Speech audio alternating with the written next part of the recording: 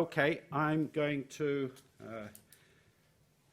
hone in on social security. That's going to be my focus for the next 30 minutes.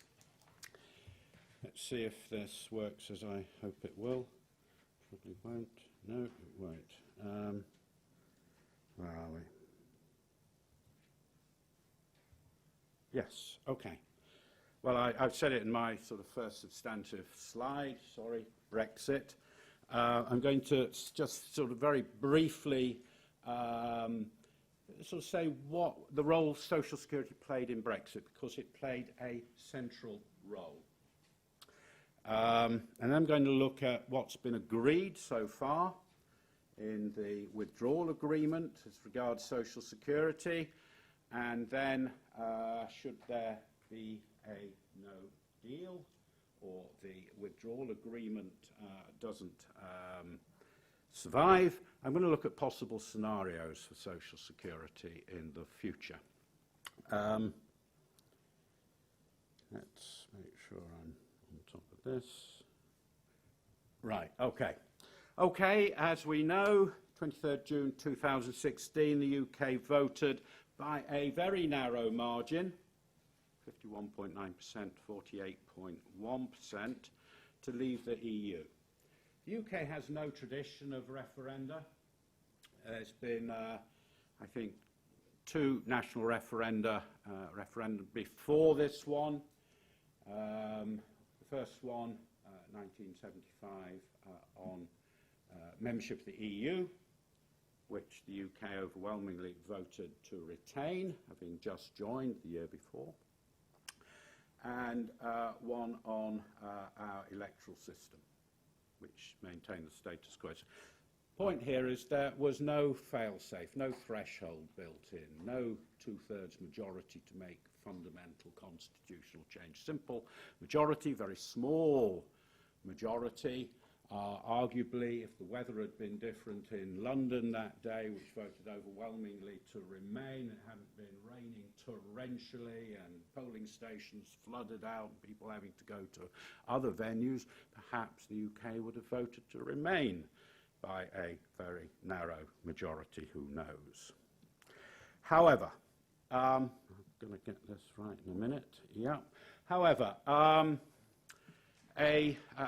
social security coordination, free movement of workers, social security coordination played a key role in the referendum and in the decision of the UK electorate, those who voted to leave.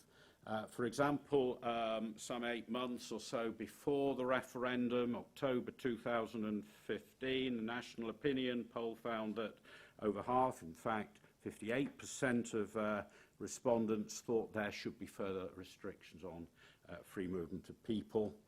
Further 14% felt that it should be stopped altogether. And of those who wanted to restrict or stop free movement, almost 60% said that their reason was people coming to the UK to claim benefits. Nearly two-thirds of British voters said that achieving the objective of restricting EU migrants' entitlement to UK benefits was very important to them. And this sort of concept and narrative of, if you like, benefit tourism has got a long history in the UK. And I think the term benefit tourist was first coined by a British minister, Mr. Peter Lilly, when he was Conservative Minister for Social Security back in the 1990s. Coined the term benefit tourist. It's become common currency, I think, the term, at a speech he gave to the Conservative Party conference that year, 1993, when he presented the Crooks tour guide for benefit tourists. And he went through, I'll just give two examples, to actually raucous laughter from the conference. Wo ist das Hotel? And his translation of that, where is the housing department to claim housing benefits? Où est le bureau de change? Where do I cash my benefit check? And he went through all the then existing nationalities, with the member countries, insulting them one by one. But he coined the term benefit tourism. And this has been a kind of central narrative for ensuing governments in the UK about free movement, not perceiving it as a strength and a benefit to the UK economy, culture, society, but in the context often as benefit tourism. So when the new member countries from Central and Eastern Europe joined in 2004, just before then, the then Home Secretary, this time of a Labour government, said hard-working immigrants are welcome, benefit tourists are not, explaining the introduction of the controversial right to reside test. And it has continued to inform the narrative in the UK. David Cameron announced a whole raft of measures to tighten up access to benefits for EU migrant workers between 2013, 2015. And interestingly, these are very minor adjustments to details of social security regulations. They're not minor if they affect you. They're very significant if they affect you, of course. But in terms of the grand scheme of government, they're very, very minor and not normally announced by a prime minister. Normally sort of come out in some sort of departmental circular that people may or may not read.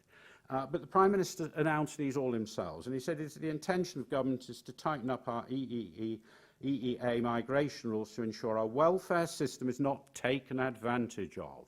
So this sort of narrative has been running for decades in the UK. And migration played a central role in the Leave campaign. This is a poster tweeted out on 16th June 2016, my birthday in fact, by the UK Independence Party, who played a central role in driving Brexit. And if you can read it, I don't know. The EU has failed us all. Britain is at breaking point. These aren't migrant workers. These are people at the Serbia-Hungarian border, refugees, asylum seekers fleeing war in Syria and Iraq. However, the narrative again was linking people fleeing war with free movement rules, and a kind of implication, well stated often, that you know, they're all on the way to the UK. A bit like Donald Trump's march, million people marching across Central America during the midterm elections, which we've not heard very much of since, all heading to Britain. Again, Turkey, population 76 million, I think it's 79 million anyway, all over our roads and roundabouts and motorway, is joining the EU in 2017, next year. Well, I think we know Turkey, well, we know, actually, Turkey didn't, but I think at the time we also knew Turkey wasn't. These posters, these narratives are very influential in the referendum and people's decisions. Okay, right. So what I'm going to tell you, that's just the sort of kind of context of the role of social security, free movement social security in the referendum and in the campaign. Looking at now at social security, I'm going to have a look at what has already been agreed in the exit agreement, and then after that I'm going to have a look at what will happen if there is no agreement. Social security is coordinated in the context of citizens' rights, and every person holds nationality of EU member country is an EU citizen, which is a sort of bundle of rights over and above our national rights, and for our purpose it includes the right to move, work, live, retire, study in any EU member country. And the Treaty of Rome, the drafts of the Treaty of Rome, recognise that the different member countries' social security regulations, including nationality conditions, residence conditions, presence conditions, would be a barrier to people exercising their right to free movement if they lost their pensions or entitlement to health care, and laid the foundations for the regulations.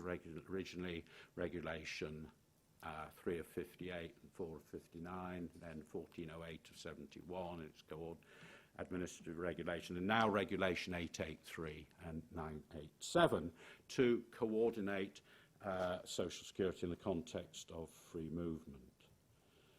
And there are four essential principles: equal treatment. Principle forbids discrimination on grounds of nationality.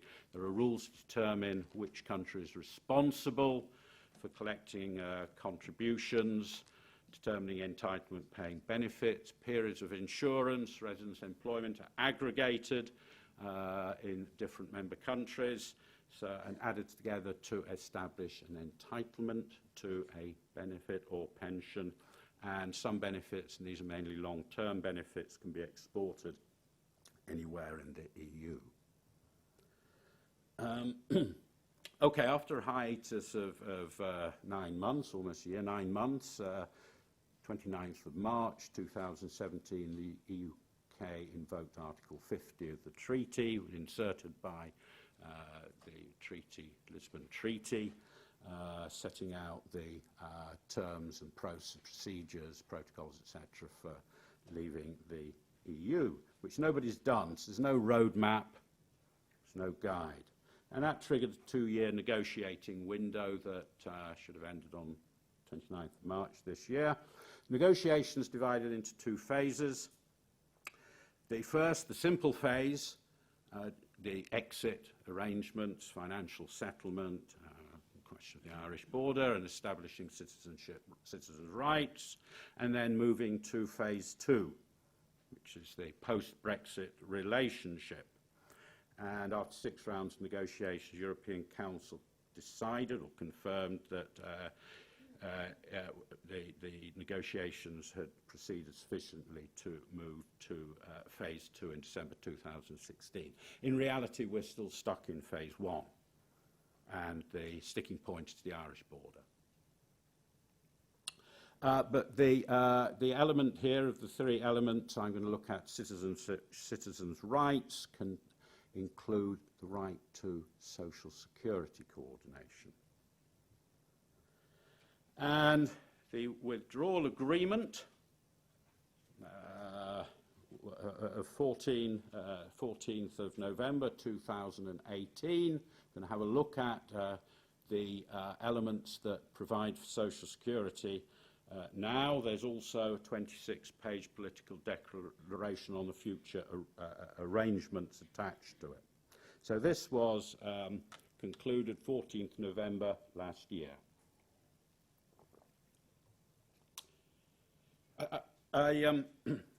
It's 500 and something odd pages, plus 26-page rather sort of broad brush declaration on the future. And this was meant to be the easy part, really, the exit, and then the difficult part, complex part, what's the future arrangement. There was an image right at the beginning of the negotiations of Michel, the very first day actually, a film of Michel Barnier and his assistant, probably a very senior lawyer, I'm sure, on one side of a table, and David Davis, who then was leading the negotiations for the UK, on the other side of the table. And what struck me at the time was that Michel Barnier and his presumably senior lawyer had piles and piles and piles of documents in front of them, piles and piles, which I thought, now looking back, I think that's probably most of the 586-page withdrawal agreement. This was the first day of the negotiations. And David Davis, I think it's fair to say, was looking very pleased and relaxed at the other side of the table and didn't have a single piece of paper in front of him. And I think that was kind of illustrative of that the European Union had already coordinated 27 different countries' positions. And as we now know, the UK, I think you alluded to this, doesn't really know what it wants to achieve. Still doesn't. Still doesn't. Okay. There are 7 articles on the coordination of social security and the withdrawal agreement. Just have a look at these quickly. The withdrawal agreement covers everybody who, at the end of the transition period, which is at the end of December 31st, 2020, has been or is subject to the legislation of either the UK or the EU 27 member countries, UK nationals and EU nationals, who are effectively covered by social security coordination rules or have been on that last day, and family members and survivors. It also includes stateless persons and refugees, nationals of third countries, who also meet those criteria of having been or being covered by the Social Security Coordination regulations. In this case, as long as there's, the situation continues without interruption. And the withdrawal agreement covers all benefits currently coordinated under Regulation 883 of 2004. And it will include and coordinate contributions before and after the end of the transition period. So people who continue to be in a free movement situation after the end of the transition period will have their future contributions aggregated with their past contributions in order, for example, to create an entitlement to a pension 30 years hence when they retire. Otherwise they could lose that entitlement. And there's lifetime export of benefits or of pensions, including the uprating of pensions, so that they're not eroded by inflation, as, for example, the UK's pensions exported outside the EU, many of them, so for example, Australian pensions are frozen. So their pension retirement after, say, 20 years is valueless. But the withdrawal agreement provides for export of pensions and uprating of pensions. Rules for healthcare will continue to apply to those people who are or have been covered, including the European Health Insurance Card, and people who've started a course of treatment under the planned healthcare arrangements under Social Security coordination. So that will continue as well.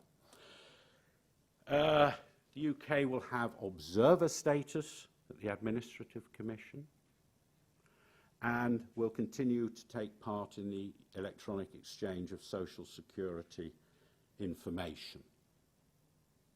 Only observer status at the Administrative Commission. Where regulations are amended, because coordinating regulations have been amended frequently, the withdrawal agreement will be read as referring to the amended or replaced regulations, and there will be a joint committee to revise and align any acts that replace the regulations. So the EU has agreed this, to inform the UK, the joint committee, of any coming changes or exist, and vice versa. Any changes to UK provision the UK will notify the joint committee and the EU of relevant changes in the future. And within the first 8 years, a UK court, where it thinks it's relevant, may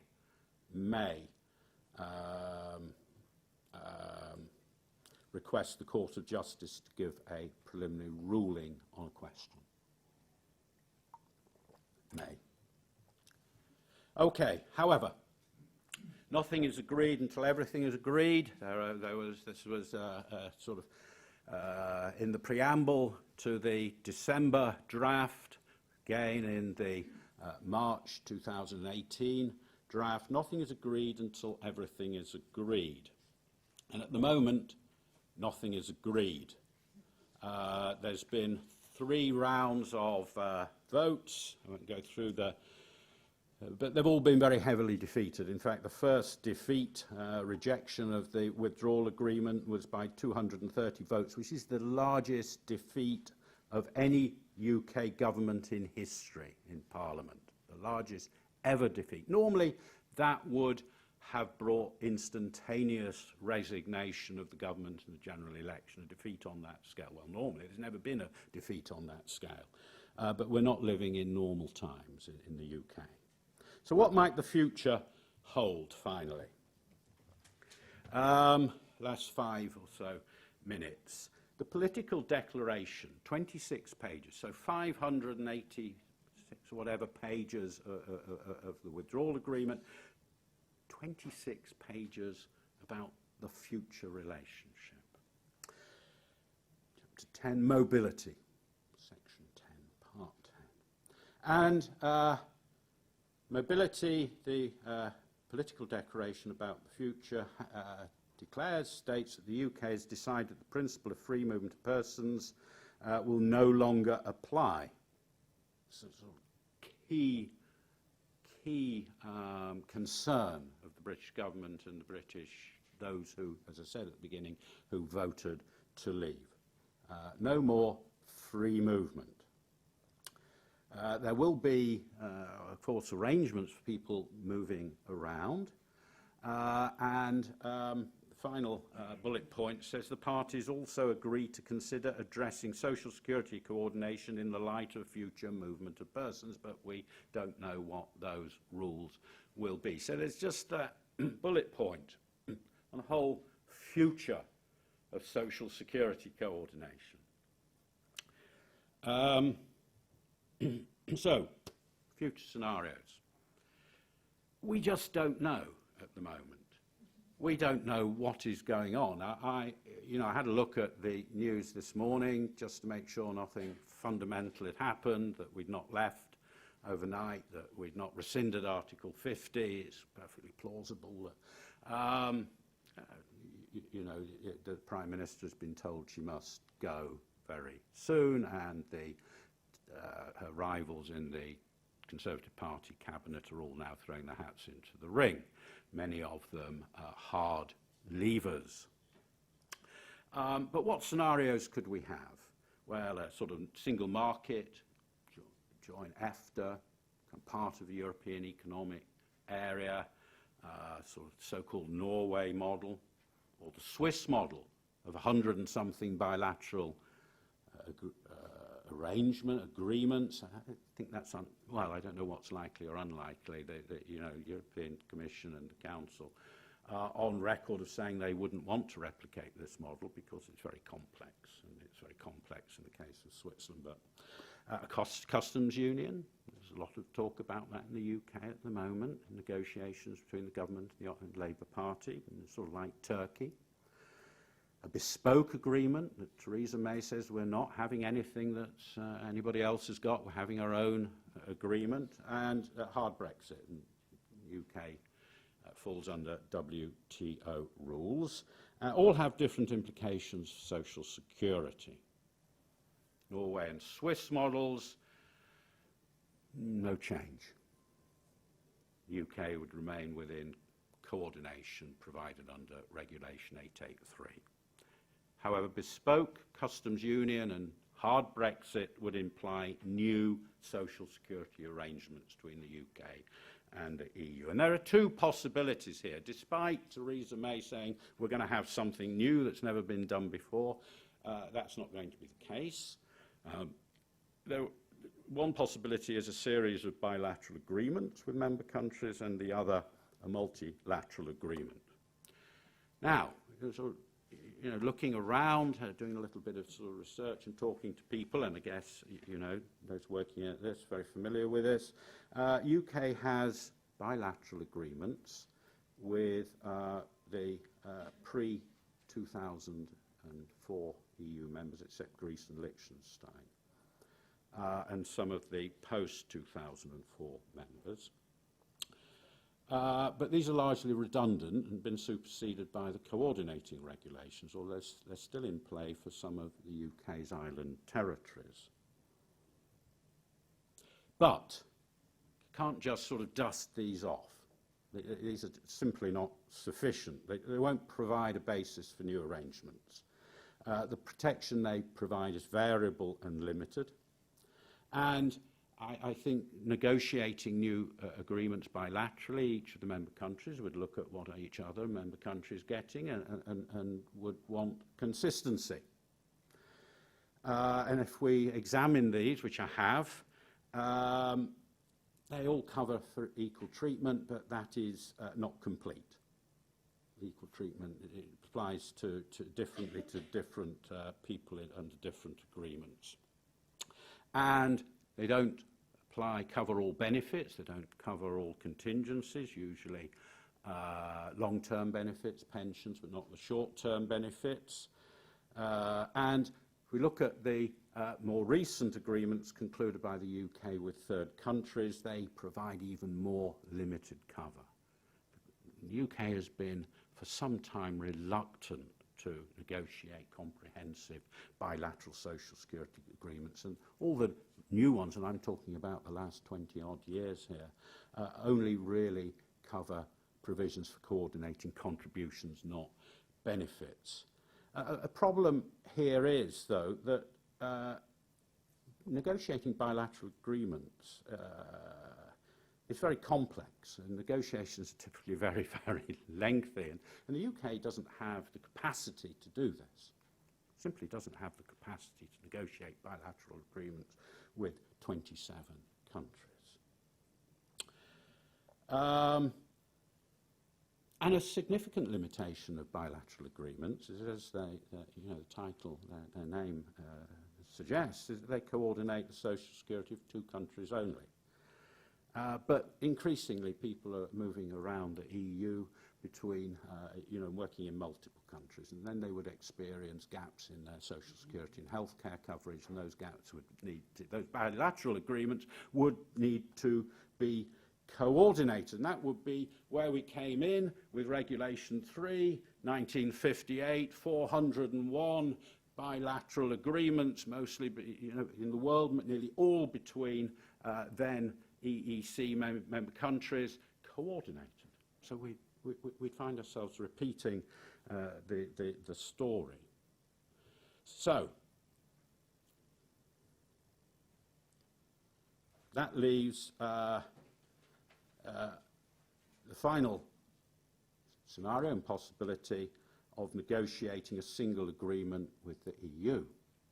And despite Theresa May saying we do not seek to adopt a model already enjoyed by other countries, a bespoke agreement between, a multilateral agreement between the UK and the EU would necessarily be based on the principles developed and evolved since the end of the 19th century to coordinate social security for people, for migrant workers. And those four principles have been developed and honed over 60 years. And now, coordinating regulations of the EU, Regulation 883, are the most comprehensive, effective, sophisticated mechanism in the world. And the House of Commons Select Committee, on European scrutiny, stated in February 2017, examining the proposal for a regulation to amend and update the current coordinating regulations. If the amended version of Regulation 883 could potentially form the basis for a future bilateral UK-EU agreement on the coordination of social security, the government should participate fully in the negotiations to ensure the final legislation is aligned with UK priorities. So any future multilateral agreement between the UK and the EU would look, I think, conspicuously similar to the current coordinating regulations. However, finally, from the UK's perspective, my understanding, and perhaps from talking to people involved in the negotiations in other member countries for social security, a multilateral agreement might not include everything covered by the current coordinating regulations. It might be a pared down, a more simplified agreement, prioritising what the UK and the EU member countries consider to be the most important areas. So what would be included? Pensions and healthcare, probably. Long-term disability benefits, possibly. Short-term benefits, maternity, sickness, unemployment, maybe, maybe not. Special non-contributory benefits, they're partially coordinated. A lot of those are benefits for disability, I suspect, would be excluded. Would job seekers be included? Probably not. And what about the interface with the past and the future? Because migrant workers' healthcare and pensions are matters that are relevant for decades, 40, 50 years into the future. Will aggregation, the adding together of contributions or periods of residence to create an entitlement to a pension, apply to a person who's, say, already worked in Spain and the UK at the end of the transition period and then goes on to work in Austria in the future? What will it include? How will it, take account, how will it link the past with the future? These are very difficult and complex questions, I think. So what we have is uncertainty. And I think, unfortunately for the government, another issue has arisen during these negotiations. It's called Windrush. This is my final point. And Windrush relates to people who are invited to come to the UK from the Caribbean countries, but it also includes other migrants in the 1950s, 1960s. And they came to work in the rapidly expanding public sector, healthcare, came as doctors and nurses in the new NHS, worked in the new developing city transport systems, and worked and contributed all their lives and believed they were British citizens and had been treated as British citizens until very recently, where when Theresa May, our current Prime Minister, was the Home Secretary, introduced what was called the hostile environment for people considered to be foreign. And that included the introduction of internal policing of borders. So not only policing of borders when you arrive at an airport or a port or a railway station, but when you go to get medical treatment at the hospital, or want to enroll your children at a new school, or want to sign a tenancy agreement to rent a property. All now internally policed. See your passport. This is only applying, it appears, or there seems to be evidence it's applying to people who might look or sound foreign. I've not been asked, for example, at all. And a man called Mr. Thompson was referred for cancer treatment last year by his GP. He'd been working for 40 years as a mechanic in London, came over on a boat, an invitation to come over and work in Britain, had family here, made his whole life here. When he got to the hospital, he was referred for radiology. The hospital said, well, we need to see all your documentation. Mr. Thompson's from Caribbean. Well, yes, you don't have entitlement. So we will treat you, but it'll be £56,000 up front. And Mr. Thompson said, well, I've been here all 40 years. I came over as a teenager and I worked all my life, paid taxes, contributions, my whole family. And they said, well, and so the changing regulations over time have led to a situation over 40 years where people who came in good faith and were invited and have worked and contributed have lost all their rights. And this has become a national scandal as more and more people have appeared saying this is happening to me. And I think this uncertainty that we now see with the negotiations, if we don't rescind Article 50, I hope we do, if there is even an agreement on the future, or if there are bespoke agreements, the concern I would have if I were a EU citizen in the UK is Windrush. What about, how secure is my pension in 30 years' time? I'm contributing every week or month. How certain can I be? Well, perhaps this government would honour it, but it might be a new Prime Minister, and there will certainly be future governments. Will I? What about my children? So I think there is real serious uncertainty for EU citizens in the UK at the moment. Okay, thank you very much indeed. Thank you.